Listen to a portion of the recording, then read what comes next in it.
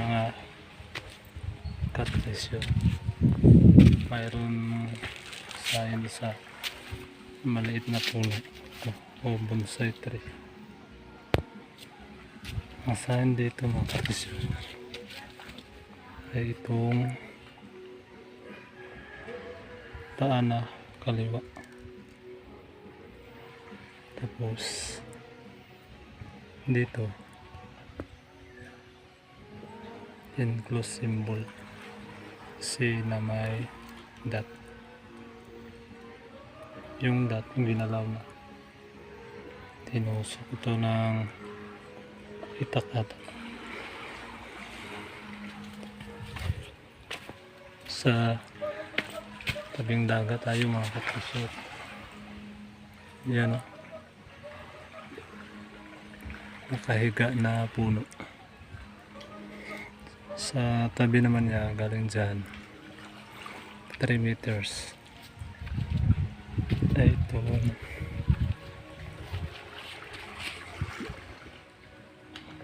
hugis diamond na bato.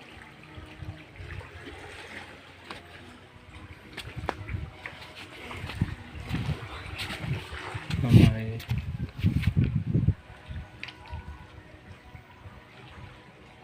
guhit sa baba. Ang turo nito mga katresyo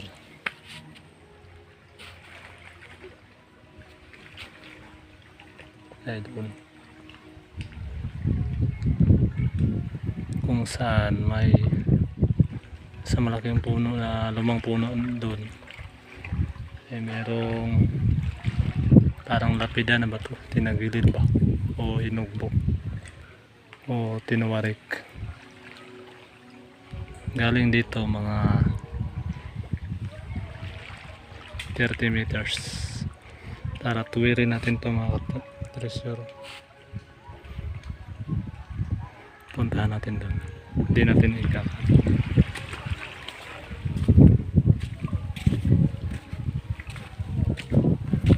Balik small dito to mga katresyor. Kasi nasa tabing lagat lang. Malamang noon yung mga hapon ang tagal kasi dito kasi ito ay may malapit na daungan o pantalan noon. Dinaungan ng mga hapon.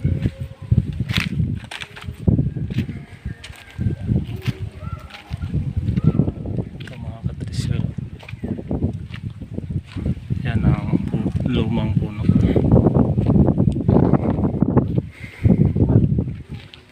Sa gilid niya ay may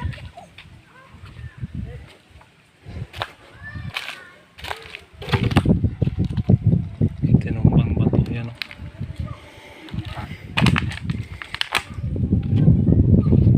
Sinadya talaga yan. Nakatumba sa gilid ng malaking puno.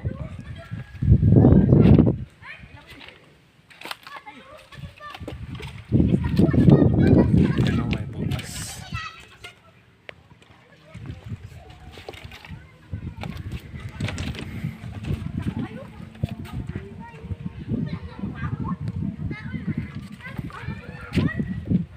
May lamang po mga treasure kasi binibigyan ng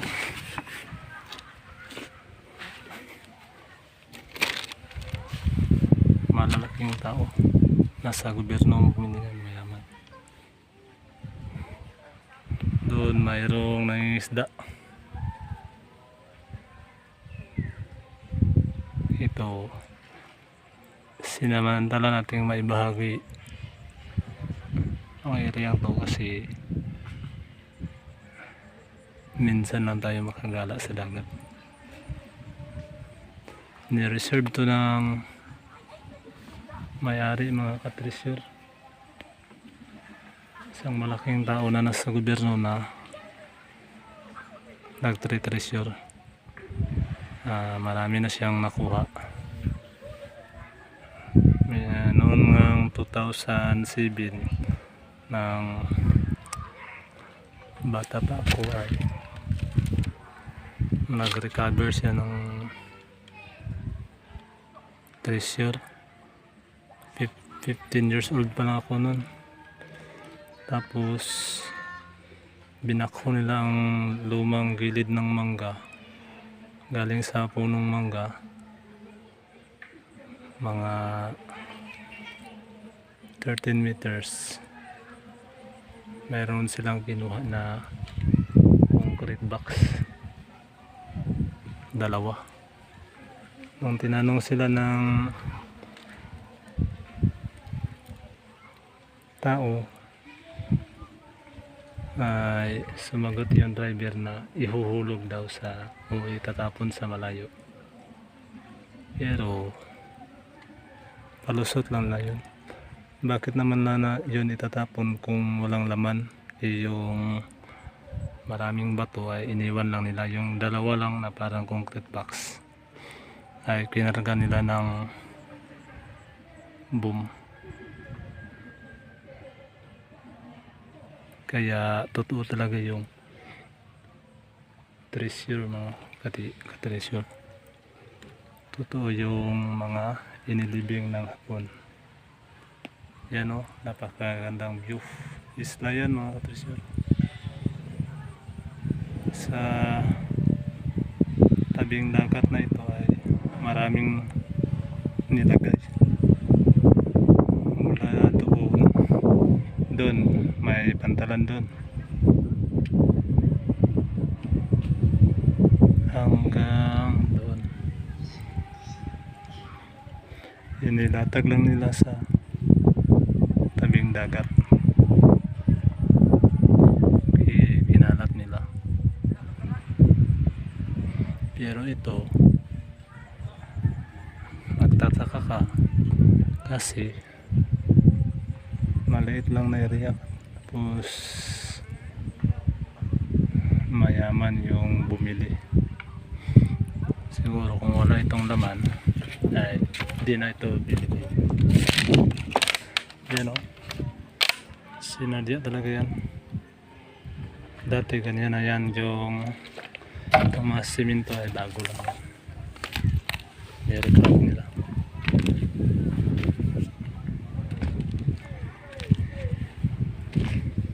Maganda itong paglagyan kasi parang punta na.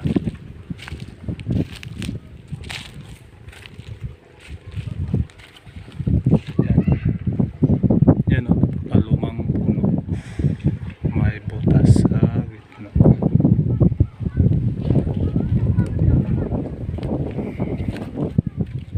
Ito ay near-served ng may-ari. Yun yung ang naglagay ng mga simento dyan ay hindi yung may-ari.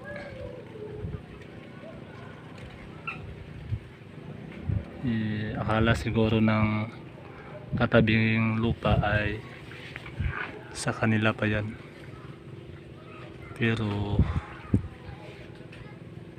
yan talaga ay may laman. Tingnan nyo naman o, lumang punong kahoy. Saka positive to area ng mga ka-treasure kasi sa unahan doon ay meron ding nag-recover sa ilalim lang ng punong kawayan.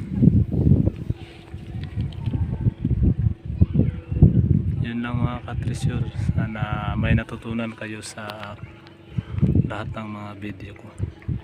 Sana wag niyo po kalimutan na mag-subscribe para matulungan nyo naman yung maliit kong channel. Nagsisimula pa lang kasi ako sa mag-vlog, at ito yung pinili kong content kasi ito naman yung hilig ko, yung pagtitiits.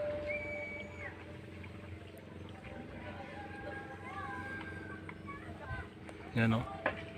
Nasa tabing dagat. Bata pa kami dito, kami naliligo noon.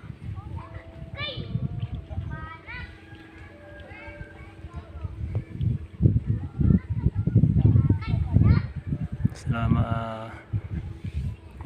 Huwag po kayo sanang magsawang sumuporta sa akin channel at saka sa nag-subscribe. Salamat po sa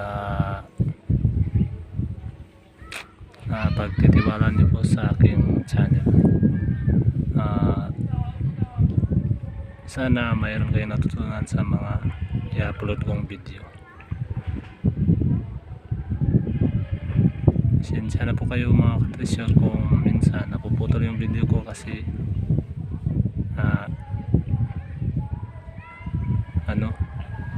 yung cellphone ko ay nagpo-full storage. Yan lang mga katresyor at happy treasure hunting sa ating lahat.